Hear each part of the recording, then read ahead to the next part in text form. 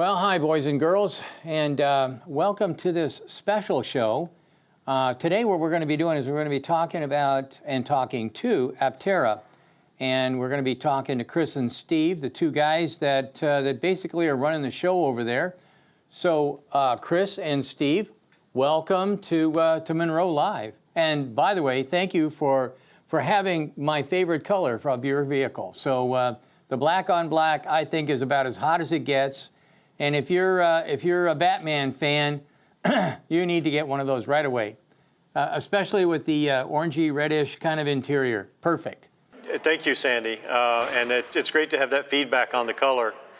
Our designer, Jason Hill, thought we really had to rethink the color scheme, relaunching something that was more aggressive and the polar opposite sort of the original feeling and mood of the first Aptera. And so he took great license with the interior, with rethinking all of those things, and of course the color scheme as well. Said black looks fast, so. Yeah, absolutely. Black is, you always go 3 times faster if the car is either black or red. Yeah, that's for right. Sure. Yeah, proven fact. So the big proven fact, though, is the one that I want to jump into right away. I've always been a fan of solar, and I'm not a fan of charging. And can you tell us a little bit about how your vehicle basically may never ever need a charge ever if you happen to live in sunny San Diego? It's designed just for that purpose, Sandy. I mean, I share a garage with my wife. We're competing for the parking spots. And so to get in there and charge, it's kind of a pain for my electric car. So the idea of not having to charge for the most part is what our efficiency enables us to do. Just parking in the parking lot, wherever you're shopping or work or what have you. San Diego, you could get 30, 40 miles per day of electricity. So when it comes to charging infrastructure or having to charge it every night, for most people, especially during the summertime, they're not going to have to charge at all. They might charge on a longer trip to the airport or something like that. But the idea is that for most people, they wouldn't have to charge at all. That's why it's called never charge. Yeah. Well, the other thing you should mention, too, is that even if you do need a charge, you can run it on 110. I mean, this isn't rocket science for anybody to pick up a plug and stick it in and get 25 miles, I think it's right, 25 miles overnight or something like that? Yeah, 150 miles overnight, actually, on the same... Oh, 150. On the same outlet that you would charge your cell phone on, you can charge, you know, if you have a 20 amp, 110 volt outlet, you can get 200 miles overnight. Most people have 15 amp circuits, so 150 miles overnight is a great charging capability. You know, I have a bigger electric vehicle, and I had to pony up the $3,000 to have the 220 40 amp service put in, and I'm lucky if I get, even with that much bigger service, 200 miles on an overnight charge. So, you know, it's cheaper. Everybody has a 110 outlet in their garage. Everybody has an extension cord. So, you know, for the vast majority of things you could ever do, even if you have a very extreme commute, is come home, plug it in with a 110 outlet, and you're done. What happens from a solar standpoint with the charge that we might get here in dreary Detroit? What's the differential or whatever between driving in San Diego, where it's sunny like 99.9% of the time, and Detroit, where it's just the reverse? You know, we have a great calculator on our website that shows you in different parts of the world, wherever you live, how much charge range you can expect to get per day on average, in the summer maximum and winter minimum. So I urge people that if you really want specifics to head to our website for that information under the tech button at the top of the website. But really, you'd be surprised that even in some pretty dreary places in Ireland and Minnesota and those types of places, you get a significant amount of charge, you know, for your Aptera. Obviously, you know, during the winter when the sun is just not up as much, you're not going to get as much as you would in the summer. But, you know, to get 20 miles a day, you know, through most of the year for a lot of places, that's real fuel that you're adding to your tank every day that you don't have to pay for. You're not paying for gas. You're not paying for electricity. You're not taxing the grid. You know, a lot of people are thinking about, well, if we really expand the adoption of electric vehicles, well, now we have to add all this grid infrastructure because, you know, we have to charge all these electric vehicles. But if you're charging off a 110 outlet and you're mostly charging from the sun during the day, it's almost zero impact to the grid around the nation or the world. Well, the other good thing is, like Munro, we're putting 220 charging systems outside for the guys that are going to be driving brand X, let's say. I'm pretty sure that the other companies that are going to be around are going to be doing the same thing, and it's a lot easier to put an outdoor 110 in than it is to drag a 220 line and pop it through the wall. And even in Michigan now, there's a new a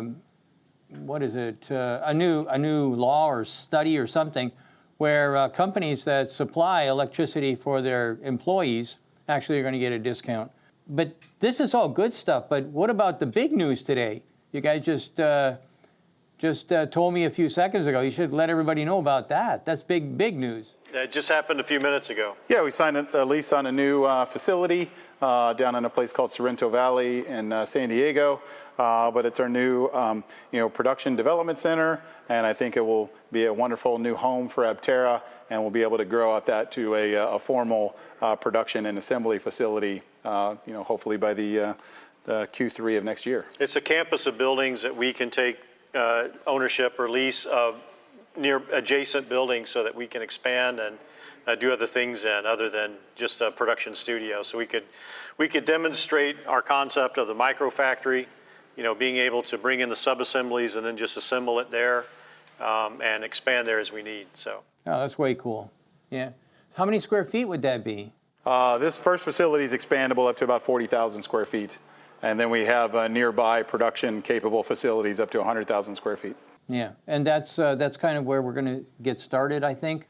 Yeah, our idea is, really with a light assembly plant that 50,000 square feet can get us to normal production levels, and then we can refine from there.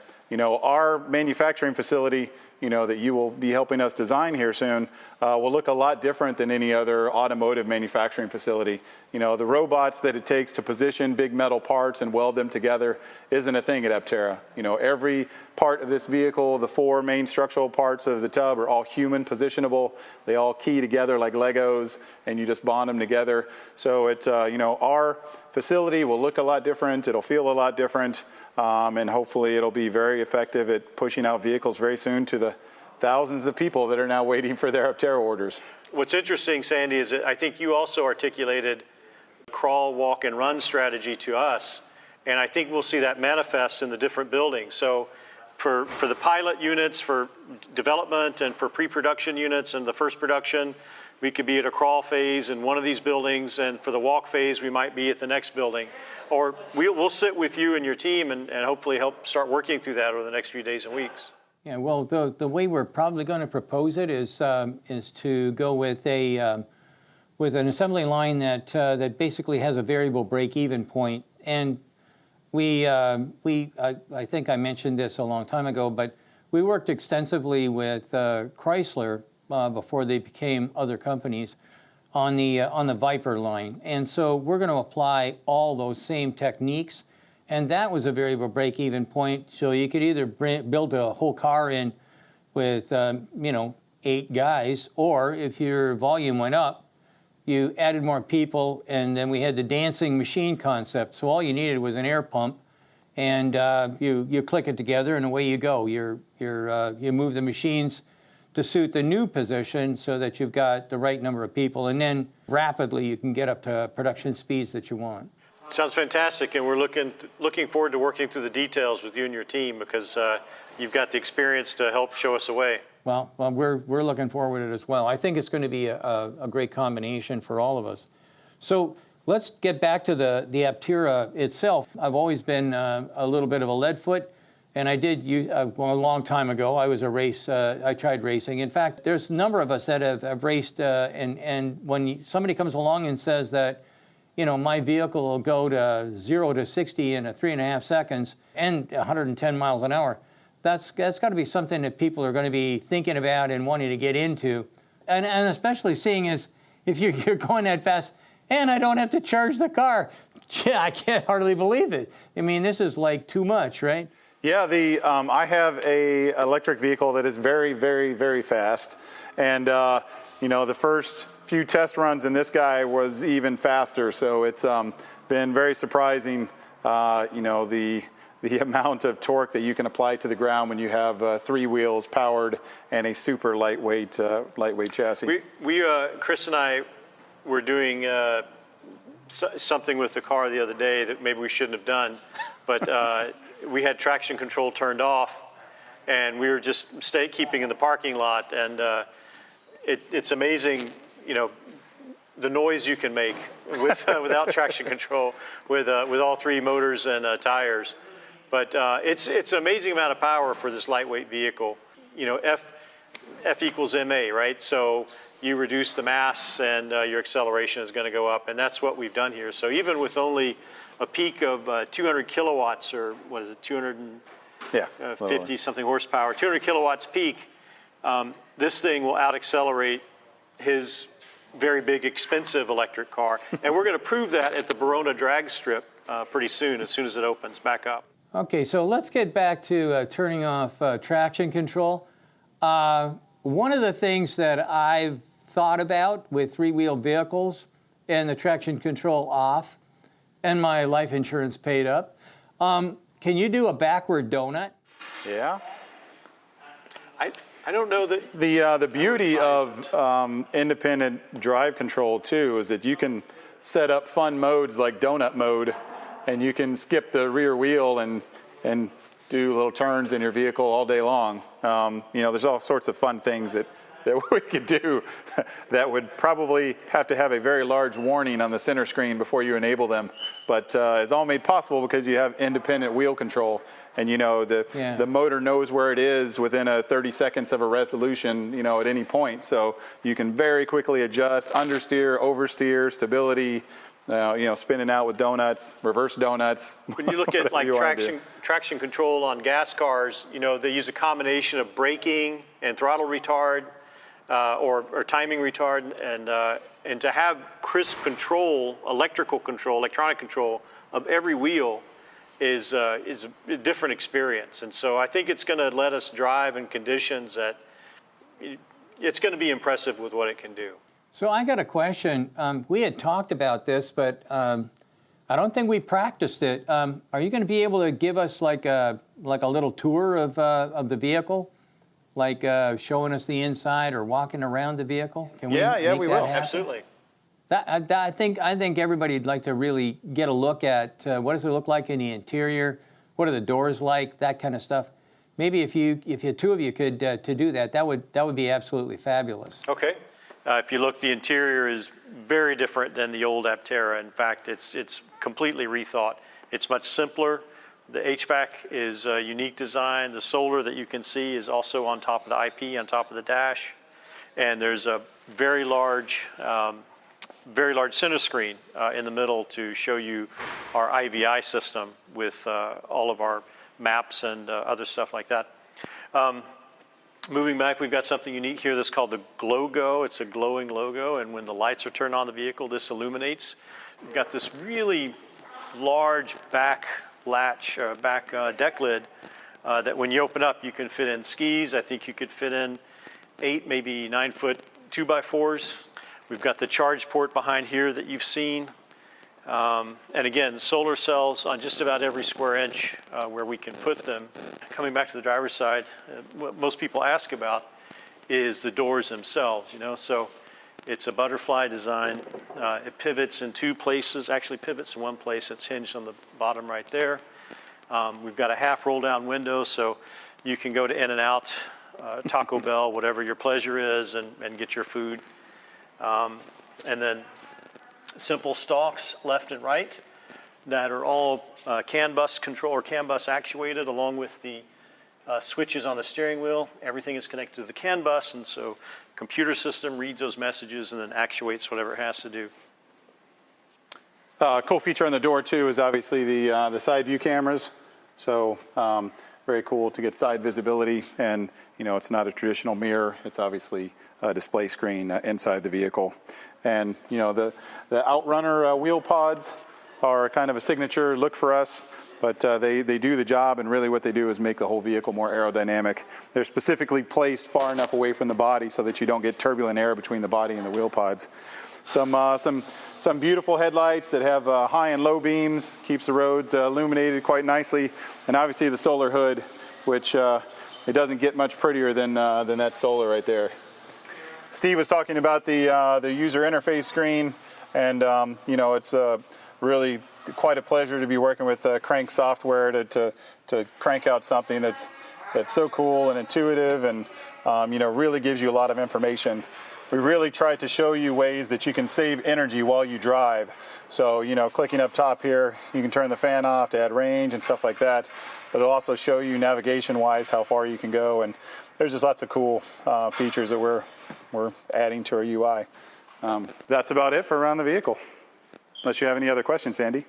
Well, actually, it's way cool. I'm very, very impressed. You've heard me say this stuff before. I'm a big fan of three-wheel vehicles. I wanted to buy a three-wheel Morgan a long time ago, but at the end of the day, this is a huge departure from the way that everybody has built a car in the past.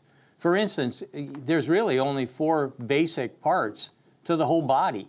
You know, I don't want to rub everybody's nose in it, but that's something that we've been talking to car companies about for years, and they still are building kind of the same way. I mean, Tesla's going to build a whole bottom end with three castings, and I can't tell you how many people have told me that in the past, that's impossible, that's too expensive, that can't be done, on and on and on.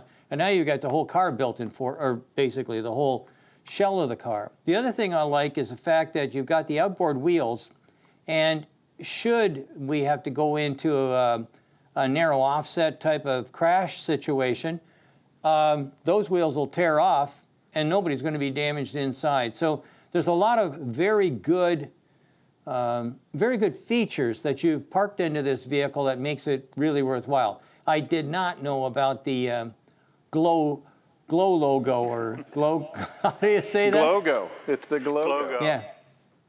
Yeah, Glogo. I like that too. I like little things like that kind of like punch it up. I've never been a fan of rear view mirrors ever, so having those, or the wing mirrors, having those disappear makes a lot of sense as well. So you've got the look, you've got the manufacturability. It's going to be a low-cost product to build. I'm guessing that your biggest problem is going to be how many are you going to be able to push out the door, and how fast you're going to make that happen. That's a good problem to have. A good problem to have, exactly. We share the sentiment. Yeah. So the last thing I wanted to talk about was some of the stuff that you put into it to make it so that the drag is down, that the efficiency is associated with the design. And I know that you guys have got aero kind of people that join. Can you talk a little bit about the folks that basically gave you the windswept look?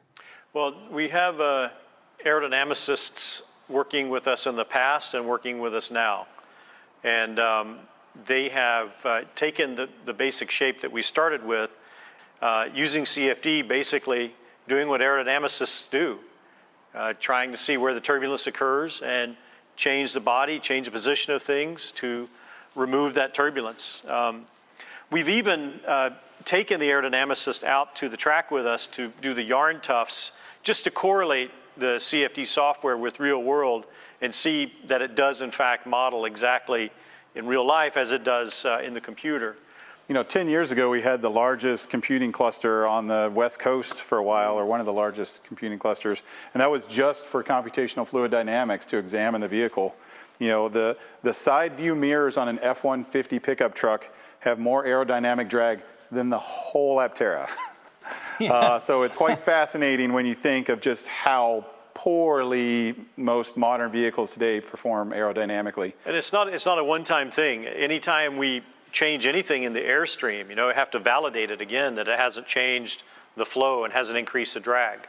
So it's a core competency of our company, and it's something that it is happening on an ongoing basis to evaluate different configurations of mirrors, wheel pants, tire tread, how that affects, placement of the A-arm covers. Every time we contemplate changing one of those things, we need to make sure it doesn't break the model. There's a lot of work on just this window to make it more aerodynamically efficient. You'll notice that most windows have a ledge, in from the door that's twice as big as this, and if the glass rolls all the way up to the top, you've got a big lip up here that's going to catch the air as it goes over the top of the vehicle, which is very crucial for us. But by moving this lip down and by smoothing this transition out a lot, we have a much, much more aerodynamic window set in our door, and that's all made possible by the modern computational fluid dynamics tools that we have to work with. Well, it may be aero, but I'm telling you flat, it looks cool, really cool. So I think that the one thing I think the audience might be interested in is you have something that's different in cooling that's unique. And this might be a good time to maybe let everybody know a little bit about what you're doing versus what, say, brand X is doing. Our brand is about how does efficiency deliver freedom. Freedom to drive far, freedom to not have to charge in every night, freedom to have an affordable vehicle that doesn't require government subsidies to be affordable. All of those things are really delivered via efficiency. The cooling is a great example of that. Most vehicles today have big grills that draw in air through radiators and then expunge the air somewhere else in the vehicle. That's just unacceptable from an aerodynamics, first principles point of view. So when we started thinking about how do we cool our HVAC system, how do we cool our electronics, putting in a radiator with a big flow-through airstream just wasn't a thing. So we've adopted a skin cooling method that really we make the surface of the vehicle the radiator. So as air travels over the vehicle at speed or at rest, that's how we get heat out of the vehicle. So it's very unique.